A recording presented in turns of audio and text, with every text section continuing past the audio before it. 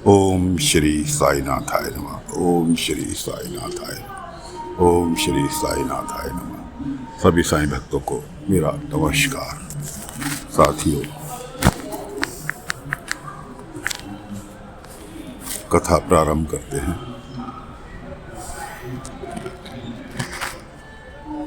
जैसा कि मैं आपको पिछले भाग में बताया था, दिलावर अली के 2 शिष्य उसको छोड़कर जा चुके हैं। अब बारी तीसरे की है। तीसरा शिष्य द्वारका माई में बाबा से तरीका पूछता है कि जाने का। बाबा कुछ नहीं कहते, वो डायरेक्ट अपने उस्ताद के पास, दिलावर अली के पास पहुंचता है कि उस्ताद, मुझे घर की बहुत याद आ रही है और मैंने बहुत आपकी सेवा की, अब मैं आगे नहीं कर सकता। दिलावर अली शर्त रखता है कि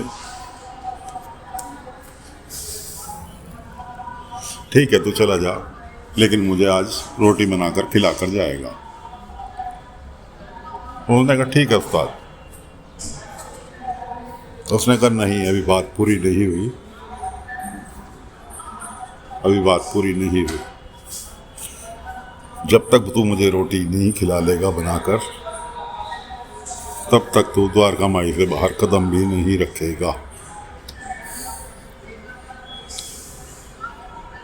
उसने कहा ठीक है। अब उसने आटा वगैरह सब चीज़ तैयार की, लेकिन दिलावर अली ने, मिट्टी के तवे होते थे, मिट्टी के बर्तन होते थे उस ज़माने में, खाना पकाना सब कुछ मिट्टी के बर्तनों में होता था, इसलिए दिलावर अली ने पैर से उसका तवा तोड़ दिया मिट्टी का, कि तवा ही नहीं होगा तो रोटी कैसे बनाएगा, न मुझे छोड़कर जा पाएगा। बाबा सब चीज़ बैठे बैठे देख रहे थे। दिलावर अली तोड़ ताड़ के बाहर जाके बैठ गया। अब शिष्य बड़ा परेशान कि तवा ढूंढ रहा, तवा नहीं मिल रहा। बाबा से पूछने आया, साईं आपने तवा देखा? बाबा ने कहा देखो पड़ा टूटा हुआ। कि साईं अब कैसे हो? बाबा ने कहा कोई बात नहीं, चिंता मत कर, तुझे घर जाना है ना, मैं व्यवस्था करता हूँ। बाबा ने आग जलाई, चूल्हा, टेम्परेरी चूल्हा बनाकर उसमें आग जलाई। कहने लगे तू रोटी तेरी यहीं सीखेंगी। मगर उसने कहा मगर साईं कैसे, तवा तो है नहीं। बाबा ने अपने दोनों हाथ आग के ऊपर फैलाए, उन्होंने कहा रोटी इसके ऊपर डाल, तेरी रोटी इसके ऊपर सीखेगी। उसने कहा साईं आपके हाथ जल जाएगा। बाबा ने कहा मेरी चिंता नहीं कर, तो रोटी सेक। तो दोस्तों, बाबा ने अपने दोनों हाथ तवे की जगह आग के ऊपर फैला दिए और उसके ऊपर रोटी सिकनी चालू हो गई। रोटी सिक गई, थाली में रख गई, खाना लगा, चला गया बाहर दिलावर का, बुलाने दिलावर को।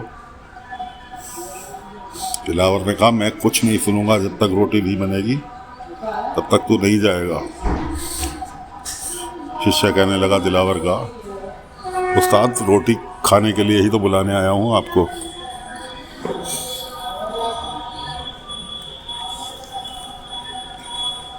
दिलावर अचंभित, उसने कहा जरूर बाजार से लेकर आया है, गांव में दुकान से लेकर आया कहीं से रोटी, यहाँ कहाँ रोटी बनाएगा। आके बैठा, देखा रोटी तैयार, सब्जी तैयार। उसने कहा जरूर इसमें साईं की मिली भगत है, बिना साईं के सहयोग के ये काम नहीं हो सकता। अब वो चढ़ गया राशन पानी लेके बाबा के ऊपर। लेकिन बाबा ने तो दुनिया को श्रद्धा सबरी का पाठ पढ़ाया, तो बाबा कहाँ सबरी होने वाले थे। बाबा ने सहज स्वभाव से कहा कि आपने रोटी बनाने के लिए कहा था, सहयोग लेने के लिए तो मना नहीं किया था। अब इसने मेरा सहयोग लिया। दिलावर की निगाह बाबा के हाथों पर पड़ी। बाबा के हाथ पूरे जले हुए थे, लेकिन खाना बन गया। अब दिलावर समझ गया कि साईं भेज के ही मानेगा इसे। क्योंकि उसने दिलावर ने जो शर्त रखी थी वो शर्त उसके शिष्य ने पूरी कर दी थी, रोटी बना के खिला दी थी उसको। दिलावर ने कहा बाबा से कि चल इसे तो मैं जाने दे रहा हूँ, लेकिन इसकी जगह काम कौन करेगा, तू करेगा इसकी जगह काम। बाबा ने सहर्ष स्वीकार किया कि इसके जो भी काम हैं इसे जाने दो, इसके सभी काम मैं करूँगा। दिलावर फिर कहने लगा देख ले शागिर्द बनना पड़ेगा। बाबा ने कहा मैं परमानेंट शागिर्द बनने के लिए तुम्हारा तैयार हूँ। इस तरह से बाबा ने दिलावर के शिष्य को तो कर दिया विदा, उसको आज़ाद करा दिया दिलावर की उस्तादी से। अब बायजमा लेकर आती है खाना द्वारका माई में, पाटिल जी भी साथ में है और भी इक्का दुक्का गाँव वाले आते रहते हैं, लेकिन दिलावर सब पे भड़कता है। और जिस टाइम बायजमा खाना लेकर आई तो दिलावर बाबा पे भड़क रहा था, ये नहीं किया वह नहीं किया। बायजमा को गुस्सा आया। बायजमा ने कहा तुम मेरे बेटे से इस तरह से बात नहीं कर सकते। दिलावर ने कहा बेटा होगा तुम्हारा, ये मेरा शिष्य है, मेरा चेला है, अब मैं इससे जैसे मर्जी बात करूं, तुम्हें कोई अधिकार नहीं है मेरे बीच में टांग अड़ाने का। और रही बात तुम्हारा बेटा होने की, तो अपने बेटे से पूछो क्या ये मेरा शागिर्द है या नहीं। बाबा ने मुस्कुराते हुए कहा बायजमा आप जाओ, मैं यहाँ मजे में हूँ, किसी तरह की परेशानी नहीं है, आप बेफिक्र होकर जाओ। बायजमा वहाँ से तो चली आई खून का सा घुट पीकर, लेकिन क्या कर सकते हैं कि जब बाबा ने खुद ही बोल दिया। अब अगले दिन बाबा दिलावर के कामों में उलझे रहे, भिक्षाटन के लिए जाने का समय नहीं मिला, लेट हो गए। उधर बायजमा सुबह से बाबा का इंतज़ार कर रही हैं, साईं आएगा तो पहले खाना खिलाऊंगी तब खाऊंगी। उन्होंने भी शाम तक खाना नहीं खाया। बाबा शाम को दिलावर को जब दोपहर का खाना खिला दिया, दिलावर कहने लगा अब तू भी खा ले। बाबा ने कहा नहीं, मैंने आज से 20 साल पहले कसम खाई थी कि जो खाना खाऊंगा भीख मांग कर ही खाऊंगा, वैसा कोई खाना नहीं खाऊंगा, तो जो मुझे भिक्षा में मिलेगा वही मैं खाना खाऊंगा। मैं कहा जा फिर कर अपनी खाने पीने की व्यवस्था। बाबा निकल लिए भिक्षाटन के लिए। अब दोस्तों बाबा भिक्षाटन के लिए निकले हुए हैं। पहले एक घर गए, दूसरे घर गए, तीसरे घर गए। इतने में बायजमा परेशान हो गए, घर से अपने खाना लेकर निकल ली, क्योंकि दोपहर बीत चुकी थी, शाम होने आ रखी थी। बायजमा खाना लेकर निकल ली कि देखती हूँ ढूंढती हूँ साईं को, कहाँ भूखा होगा, अभी तक नहीं आया।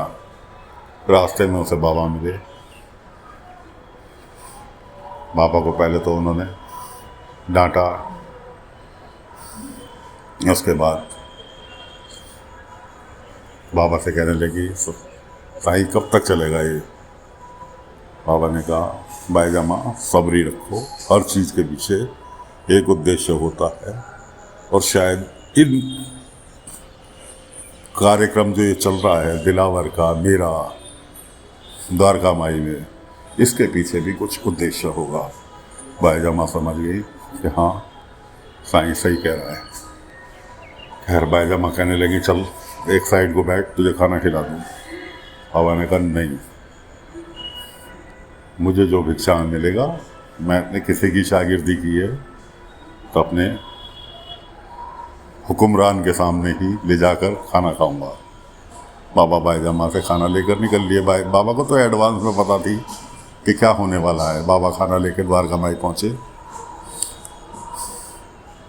दिलावर ने देख के दूर से चिल्लाने लगा, शागिर्द का फर्ज बनता है कि जो कुछ मांग के लेके आए सबसे पहले अपने उस्ताद के सामने हाजिर करे, उसके बाद उस्ताद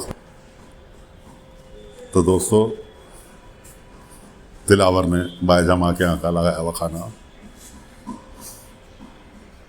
अपने अंडर कर लिया, खाना खाने लगा। बाबा ने सहर्ष दे दिया, खुशी खुशी दे दिया। बाईजामा के यहाँ तो पूरा खाना आता था बाबा के लिए। खैर जी, खाना खा लिया, थोड़ा सा खाना छोड़ के बाबा से लगा, ले तेरा हिस्सा मैंने छोड़ दिया, अब तू भी खा ले। बाबा ने शांति के साथ, बिल्कुल सुकून के साथ जो उसने छोड़ा, 2-4 गस्से ही छोड़े होंगे, खाया, पानी पिया और शांति मुद्रा में बैठ गए। अब भी दिलावर से नहीं रहा गया। उसने कहा, भाई, बाबा से दिलावर कहता है कि देख, अब तू मेरा है शिष्य, अब तेरी द्वार कमाई तो रही नहीं, अब ये हो गया दिलावर का दरबार, तो दरबार भी सजना चाहिए। तो जा, पूरे गांव में सभी गांव वालों को निमंत्रण देकर आ कि कल दिलावर का दरबार सजेगा, जिसे किसी को भी अपनी समस्या हो वो दरबार में लेकर हाजिर हो। इस तरह से उसने बाबा को आदेश दिया। बाबा ने सहर्ष स्वीकार किया, जी उस्ताद, आपका कल दरबार सजेगा। बाबा पूरे गांव में घर घर जाकर निमंत्रण देते फिर रहे हैं कि दिलावर के दरबार के लिए सभी लोग आमंत्रित हैं। जो नहीं मिला, एक दूसरे को खबर पास कर दें कि दिलावर का कल दरबार लगेगा और सभी लोगों की उपस्थिति अनिवार्य है। इस तरह से निमंत्रण बाबा ने पूरे गांव में फैला दिया, घर घर जाकर। लेकिन बाबा ने बाईजामा से एक चीज़ कही थी कि बाईजामा, मैं यहाँ रहूँ नहीं रहूँ, ये द्वार का माई तुम्हारी जिम्मेवारी है, इसका ख्याल रखना। तो दोस्तों, बाबा ने तो ये बात बाईजामा से कही थी, लेकिन जो लोग साईं चरित्र पढ़ते हैं, बाबा की जीवन काल से परिचित हैं, नहीं परिचित हैं, तो भी कुछ दिन के लिए बाबा शायद शिरडी से बाहर जाने वाले हैं। तो साथियों, बाबा ने एक अनुमानित तौर पर बाईजामा को जिम्मेवारी सौंपती है कि वो शिरडी में रहें ना रहें, द्वारका माई को की देखभाल करना उनकी जिम्मेवारी है। रही बात अगले अंक में, दिलावर का दरबार सजेगा, दरबार में क्या होता है आपको पूरी जानकारी देंगे। आज के लिए इतना ही कथा को विराम देते हैं। अगले अंक में फिर मिलेंगे, अगले भाग में फिर मिलेंगे। तब तक के लिए ओम साई राम, ओम साई राम, ओम साई राम।